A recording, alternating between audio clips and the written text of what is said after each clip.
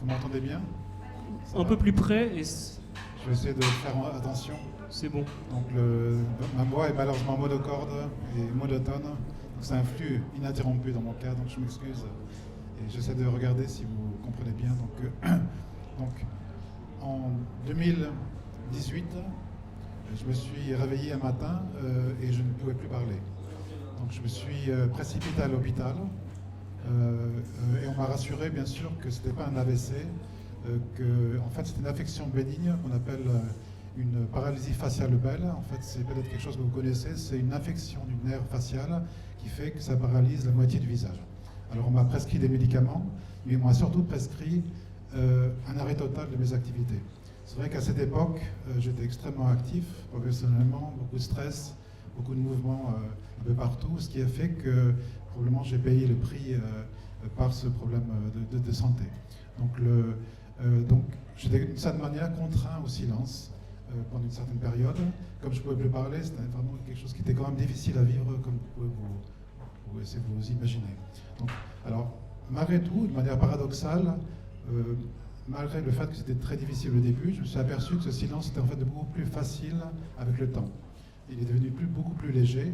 Et finalement, à la fin, je me suis rendu compte que ce silence, finalement, m'a aidé dans ma convalescence. Donc, clairement, le silence ne m'a pas guéri, donc je ne suis pas un prophète, mais en tout cas, ces moments d'arrêt, ces moments de silence m'ont énormément aidé dans cette période difficile de ma vie. Donc, je suis un neuroscientifique, donc je suis un directeur de recherche à l'INSERM, donc j'ai mené un peu mon enquête pour savoir ce qui se passait au niveau du cerveau lorsqu'on est exposé au silence. Donc, j'ai donc décrit un peu les résultats de ces recherches dans un livre que j'ai publié chez Flammarion qui s'appelle Cerveau et silence. Alors, qu'est-ce que j'ai compris? J'ai compris déjà qu'il y avait plusieurs formes de silence différentes.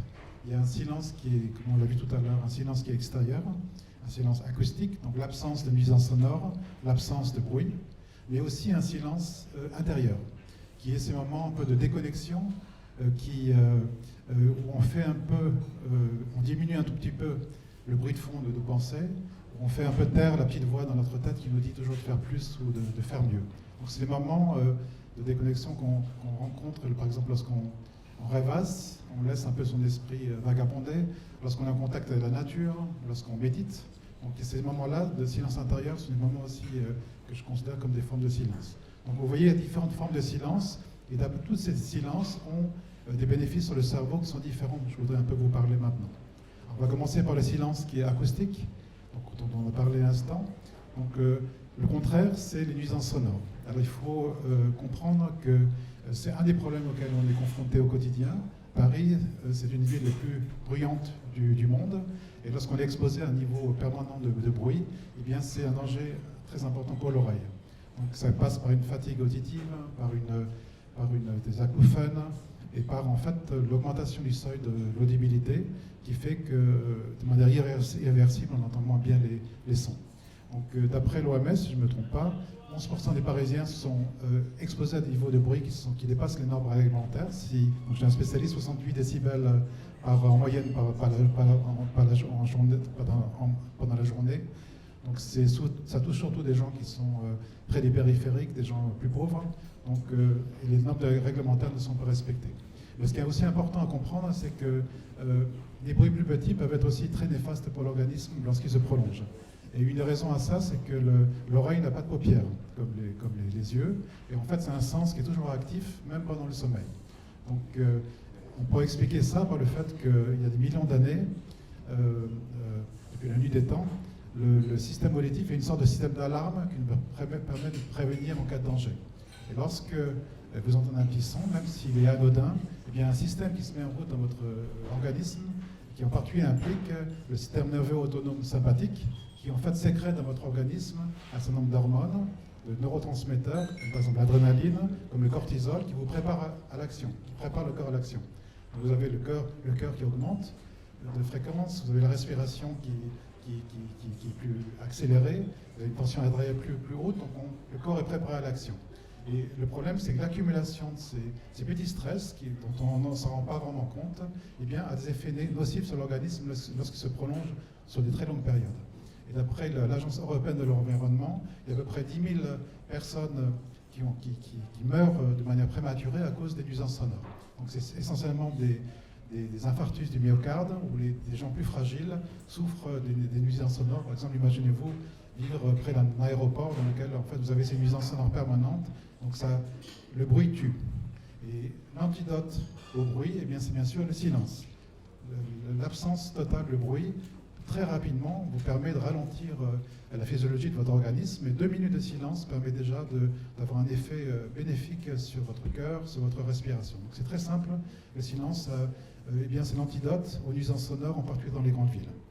Alors, je vais parler maintenant de la deuxième forme de silence, qui est le silence qui est plus intérieur. Alors c'est, donc, comme je l'ai dit tout à l'heure, ces moments dans lesquels on se déconnecte, en particulier du numérique, dans lesquels on se prend du temps pour soi et pour soi seul.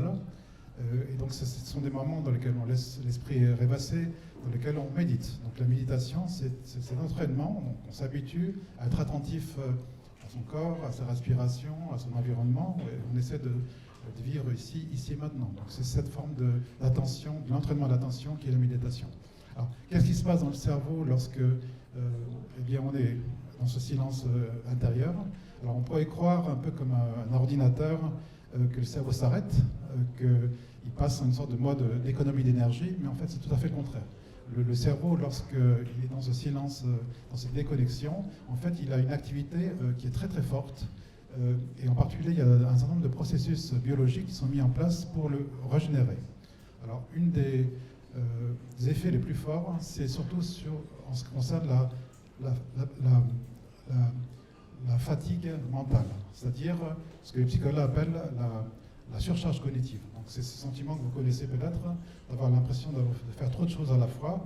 Donc on a souvent ce sentiment lorsqu'on est en face des écrans au niveau du numérique, c'est-à-dire qu'au bout d'un certain temps, lorsque la concentration est trop longue, eh bien, on commence à distraire, on commence à faire des erreurs, on réagit de manière très automatique, donc on passe sur un mode dégradé.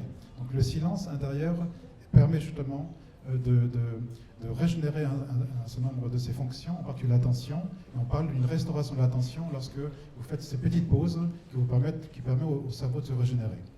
Un autre processus biologique très important qui est aussi activé lorsqu'on est dans ces phases de repos, ces phases de silence, c'est ce qu'on appelle l'activation du système lymphatique. Alors ça c'est un peu plus technique. Le système lymphatique, c'est un système de cellules dans le cerveau qui ne sont pas des cellules neuronales, qui sont des cellules qui s'appellent des cellules gliales, et qui sont une sorte de système d'évacuation des toxines dans le cerveau. Donc lorsque vous réfléchissez, eh bien, vous avez un certain nombre de toxines qui s'accumulent dans votre cerveau, et une des toxines les plus connues, c'est les bêta-amyloïdes, peut-être que vous le connaissez.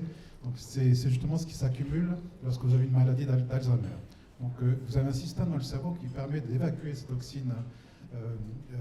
Ce qu'on sait maintenant, c'est que ces moments de calme, ces moments de repos, ces moments d'arrêt, eh bien, sont les moments dans lesquels ce système se met en route. Donc c'est une sorte de douche que votre cerveau prend pour évacuer d'une certaine manière, pour laver ces toxines qui sont liées à son fonctionnement. Donc c'est quelque chose qui est très important. Et là, le silence, donc, je joue ce rôle de douche neuronale d'une certaine manière que vous pouvez prendre.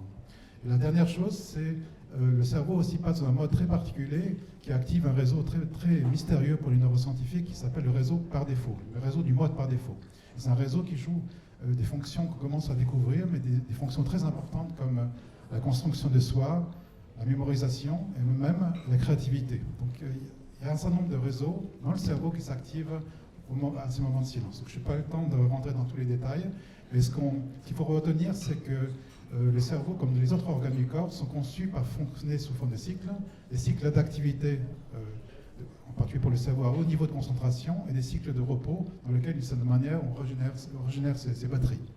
Alors, en conclusion, pour moi, c'est une sorte de découverte scientifique très importante. Ça signifie que, et en particulier dans les neurosciences, se sont intéressés surtout au cerveau sous l'angle de l'action. Donc, les performances intellectuelles, les capacités cognitives. Donc, et si on veut améliorer le cerveau, on essaie de le stimuler au maximum pour essayer de l'améliorer.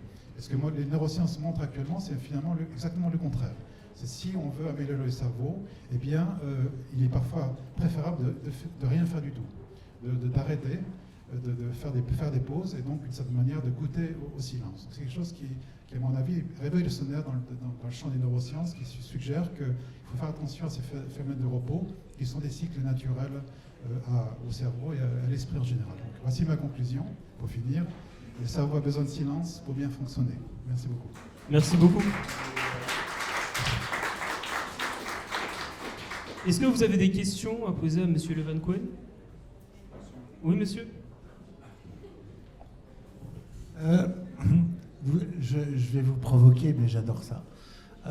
Vous êtes chercheur, et donc avez-vous trouvé combien de temps il fallait par jour à quelqu'un de silence? Oui, bon, ça dépend bien sûr du type d'activité, ça dépend de quel silence on parle, mais je pense que une demi-heure de silence après une activité intellectuelle. Donc il y a un certain nombre de théories qui existent dans la littérature, et effectivement il semble qu'il y a des cycles de 90 minutes pendant la journée, dans lesquels on a des pics d'activité à haut niveau de concentration, des pics dans lesquels ça descend un tout petit peu. Et ces phases un peu de down là, sont des bonnes phases dans lesquelles le sommeil est très profitable, et on estime environ à 30 minutes environ ces phases. Donc finalement c'est des petites pauses que vous prenez à midi, c'est les pauses après une journée dans lesquelles en particulier vous êtes en contact avec la nature, et tout ça restaure votre attention et vous êtes d'attaque de nouveau pour pouvoir attaquer votre travail. Donc, et bien sûr tout dépend du niveau d'activité, quel type de silence vous préconisez en fait. Merci beaucoup. Avez-vous d'autres questions à poser? Non? Eh bien, merci beaucoup, Monsieur Levan Cohen.